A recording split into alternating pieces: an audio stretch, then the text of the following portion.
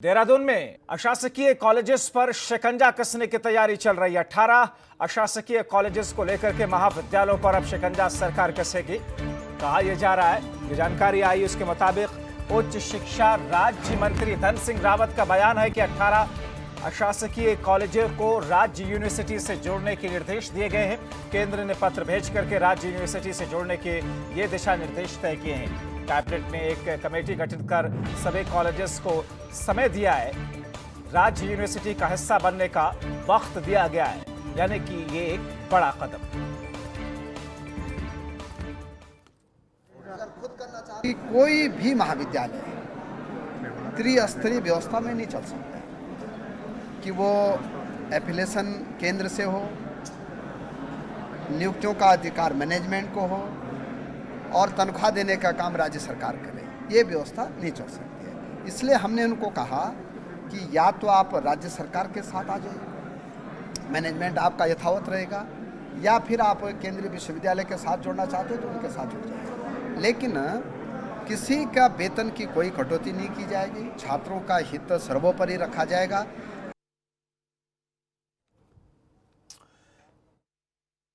महाविद्यालय तो कुछ अब नया कदम जिसकी शुरुआत की गई है, इससे जाहिर तौर पर फायदा भी उत्तराखंड के लोगों को अवश्य होगा। हमारे सहयोगी अजीत कंबोज हमारे साथ फोन लाइन के जरिए जुड़े हुए हैं। अजीत, एक महत्वपूर्ण फैसला है ये।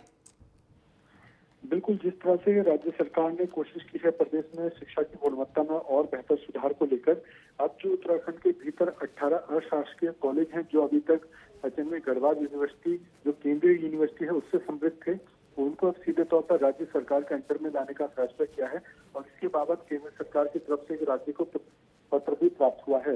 इसके बाद अब सरकार ने बड़ा फैसला लेते हुए साफ निर्देशित किया है तमाम कॉलेजों को कि आपको जो भी अपना एप्लीकेशन है वो सीधे तौर पर राज्य सरकार के माध्यम से आपको प्राप्त करना होगा। और अगर आप ऐसा नहीं करते हैं तो उत्तराखंड सरकार की तरफ से जो भी आपको सुविधाएं दी जाती है, चाहे उसमें बजट के माध्यम से हो या अन्य सुविधाओं के माध्यम से, उन सभी पर रोक लगा दी जाएगी।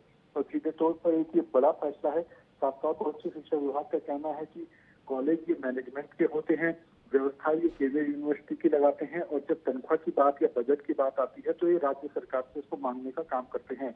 ऐसे में तीन तरफ से व्यवस्थाओं को एक जगह लागू नहीं किया जा सकता। सीधे तौर पर अब इनको उत्तराखंड सरकार के अधीन आना होगा और उसके बाद ही यहाँ पर जो भी व्यवस्थाएं हैं उनको सुधारा जाएगा, चाहे तो बजट की बात हो या फिर मैनेजमेंट या फिर जो टीचिंग स्टाफ की नियुक्ति होती है उसको लेकर। जी, तो इसके लिए कोई समय निर्धारित किया गया है, कोई डेडलाइन है, और इसकी रूपरेखा होनी क्या है?